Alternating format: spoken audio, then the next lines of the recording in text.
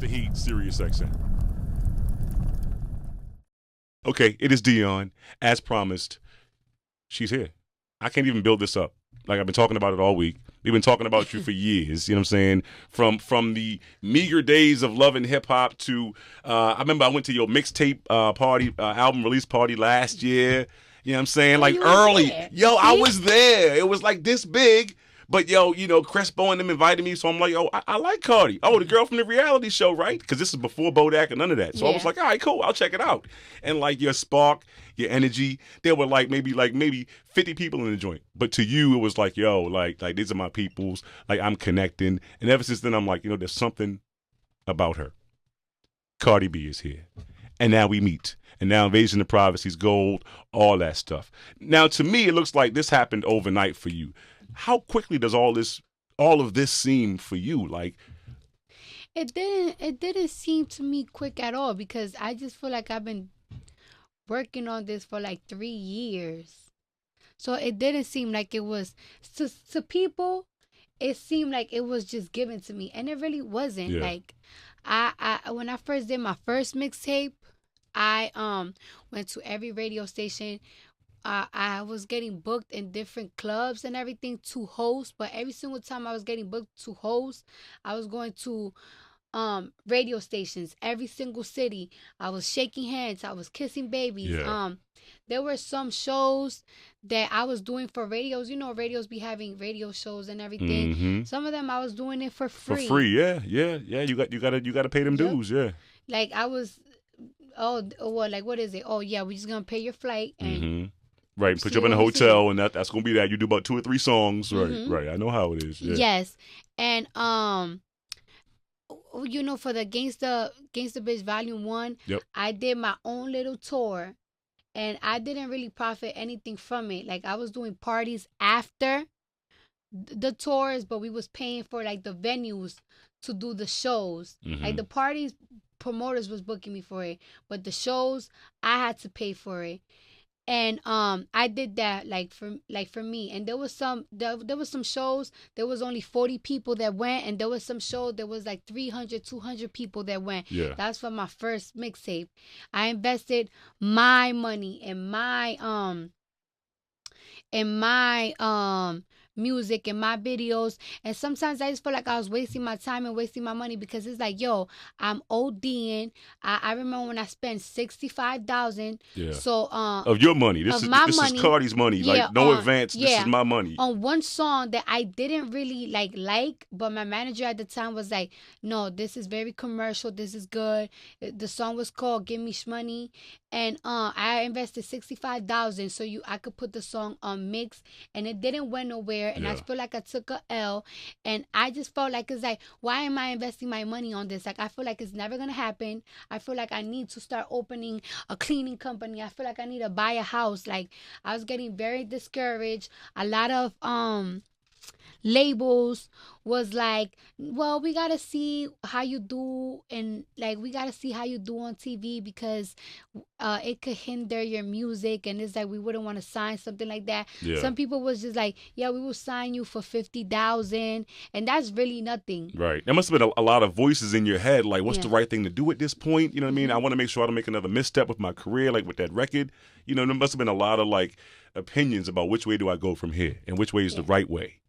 And even when I signed to Atlantic, there was a lot of artists at the time that got signed at the same time as me in Atlantic, and I just feel like their music was getting downloaded more. I Yeah. feel like I wasn't really going anywhere, like to the point that it's like, man, I know I'm signed, but I'm just gonna see what other things I could get on in TV because I You always, got discouraged. I really got discouraged and everything. Did you regret leaving Love and Hip Hop at that time? Or you were like, maybe I should have stayed on TV longer? Like, No, I didn't regret it because I still have openings. Like I never was the one that was like, oh yeah, Love and Hip Hop. right. I don't care. Fuck y'all. Ha ha ha. Yeah. I always keep my relationships because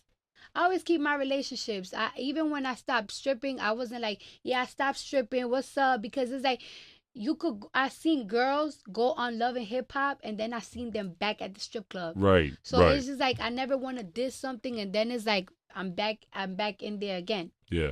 So don't diss your old job. But you had faith in yourself. Like, I was surprised when you weren't coming back because I thought, being in radio, I've seen this formula where, like, all right, a couple of seasons on the reality show, and then I get a record popping, and then whoop, whoop, whoop, whoop, whoop, whoop.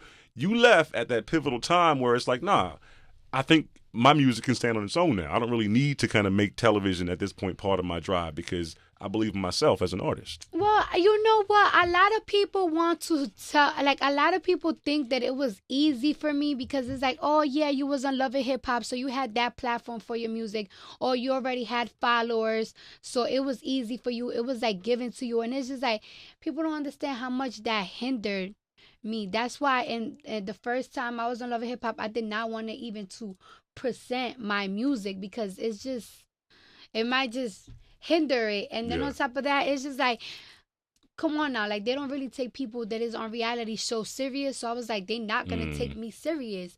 And I'm naturally funny. I'm naturally That funny. you are. I cannot I follow you on social media. The first time somebody was asking about the whole pregnancy rumors, you gave the best response. You're like, "Bitch, can I just fat in peace?" Like, I love that line to this day. But go ahead. And yeah, like like I'm funny on Instagram, so it's like, how can people are gonna take something serious from a funny person? So people just think that it's like it was given because of these other things, these platforms that I have, but it actually kind of made it a little bit harder for me. Yeah. Because even when I did went to DJs and it's like, oh, look, I got this song, and it's like, yeah, you're cute. Yeah, and then all of a sudden, Bodak Yellow, like, nobody could deny it. I remember, like, when it came out, even the haters were like, damn, I can't deny this fucking record. Like, okay, all right. Like, did you receive it on your end as quickly as we received it? Because it seemed like overnight that record just connected with so many people, men, women, gay, straight, white, black, like everybody got into it. It just took me like a month to be like, oh my God, this is the song. Because my dude, I was dating him at the time. I was dating him actually before this song. And he was just like, stop. You really have to have patience. It really takes that one song. And I was just looking at him like, yeah, easy for you to say because you got like 6, 7, 8 songs and I don't have shit. And it's just hard. And it's like, yeah, you a boy. You a guy. And all you Atlanta people stick together. Like, I'm not, this is not my situation. It's just like, he's just laughing. Like, he just be like, you don't even know. It's going to take some time, but it's going to be that one song. Yeah. I promise you. Then when he heard Bodak Yellow, before anybody heard it, the Migos heard it first. And it was like, this is a hit. Yeah, it was lightning in the bottle. Yo, like, you were off to the races. And like now, you got the album popping. And you have so much support, like from, Oprah and Ellen to, to like, my cousin and, like everybody is rallying for you. Everybody supports you. Has anything changed in your walk with your friends? Do you have friends who aren't so friendly now that you have, become Cardi B? Like, has your world kind of turned upside down with this celebrity? When it comes to my friends, they still treat me the same. Some people I have to cut off and it hurt me a lot. It hurt me. But it's just like some people are just not good for you. And it's good that it's like I'm learning little by little. I just hate the fact that it's like I know why y'all changing. And it's because I have, y'all think that I could do certain things for y'all, but I can't really do. They change. Yeah, like you don't. They changing. Yeah. And my friends are still the same. The only people that I feel like is changing are really fans and people that just don't know me and people that started to get to know me. Everybody have an opinion of me. And it's crazy. Like, it's like people, the only thing that changed is the money in my teeth. And you've been transparent about all of that. Yeah. And what's the biggest misconception about you think people have? I just feel like people think that I'm like extremely dumb. Like I'm extremely dumb or something because, I don't speak the most proper English and like, it's like, I feel like I finished high school. I did college and everything. I just, my mom speaks broken English. My dad just don't like speaking English at all. Mm-hmm. He don't like how he sounds in English, whatever. Yeah. And that's just how I grew up. And then I talk real hood. I was raised in the hood and everything, but But I think that authentic self is why you have the Oprahs, the Ellens, the everybody's, the the cousins and the uncles, and like why everybody really messes with you because they see themselves in you. Like you're that genuine. And some people are like, damn, I wish I could be that real myself because she just like puts it all out there. Like, but it's hard. Sometimes I just feel like people don't want to be real or people don't want to talk about things because when you do, people just want to take it a different type of route, a different type of way that is so negative that you just make it worse. That it's just be like, you know what? Fuck y'all. mm-hmm. I'm not even gonna talk to y'all because y'all don't even have the common sense for me to even speak to y'all. You know, before I got famous, or just when I was young, like I used to be like, why all these artists, why all these celebrities want to kill themselves? Why they want to do drugs? Why they be depressed? Bitch, I'm depressed. I'm broke. Like I'm broke. I live here. Like my neighbor. My neighbor is a roach. Look at her right there. Hi, Hillary. Not Hillary. Like, yo, oh god. And now that I'm in it, I see why some celebrities be going through some shit. And when I be talking about it, it's like people don't want to understand it. Like people don't understand, like, oh, why you complaining so much about it? Because it's overwhelming. Yeah. Yeah. But it's that I can't even talk about it because it's just like people won't understand what to go through because they're not in your shoes. Yeah, we can't get you too worked up about it. I mean, you with child right now. Let's keep you woosah. Let's keep you right in your right mind frame right now. Let's talk about the album. Yeah. Okay? Invasion of Privacy.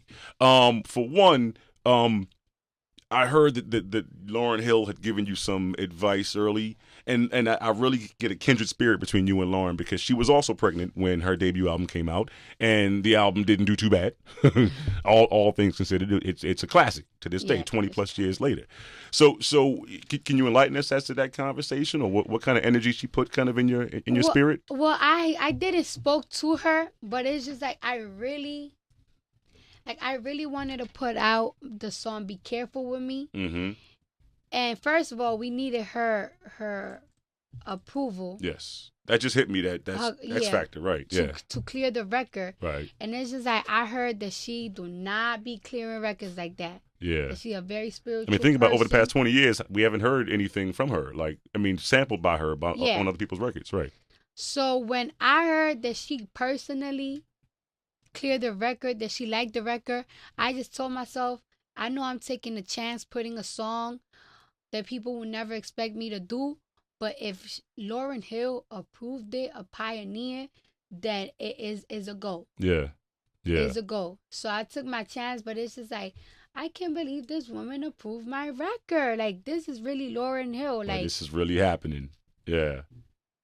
And that's why it's like I went with it. Like, it's like I kind of debated on the song that I wanted to put out first before my album dropped. But it's just like, what is there to debate? Yeah. Lauryn Hill approved it, so there's nothing to debate. And I love that you have that control as a new artist. I mean, this is your first, full-length album as a new artist, given that control to like pick singles and to pick records and to pick the direction of Invasion of Privacy. That's rare and that's very dope.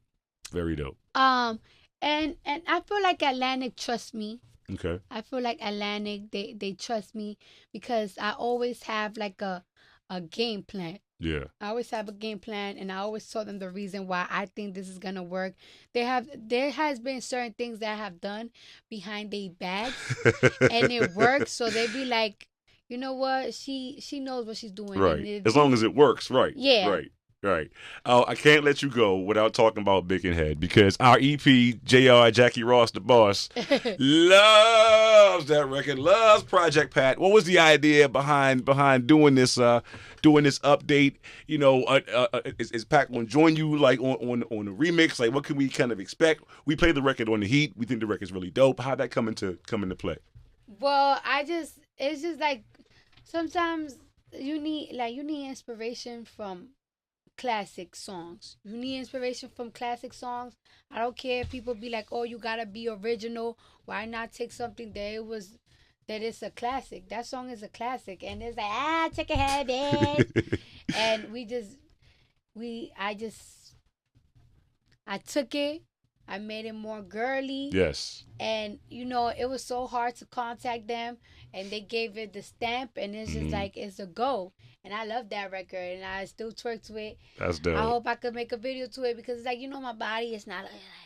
I mean, no, what? Because you're pregnant? What do you mean your body ain't like? You can still come on. I mean, I can still twerk, but it's like you can still get it really down. Want to see a girl twerking? With you can still break it down. You may not be able to get it back up, but you can break it down. I can get it back up. Yo, congratulations! Like seriously. On SNL when you debuted, that was very bold and very strong and very powerful. And yes, you are finally free. You are finally free, and that's so dope. Like congratulations on everything. Thank you. Everything. Making money moves. And there's that tongue. I can't see you're a pregnant woman. I can't just stop. Keep your tongue in your mouth now. This style is just too much for me now. It's Cardi. hard. It's like too I'm much a lizard. it's too much for me. It's like I'm a lizard. It's just something that is so natural. Yeah, don't stop. That's why I think I talk funny. It's because my tongue is just too big for my mouth. We'll take it. It is a little bit, but it's fine. It's fine. I can't roll my R's. I got big lips like a black man. I can't do that like you do. Like yes, all that. Yes. So be proud of your uniqueness. Continued success to you, Cardi. For real. Keep doing it. Keep shining. It's the Heat, Sirius XM. That's Cardi B right there, y'all. The Heat, Sirius XM.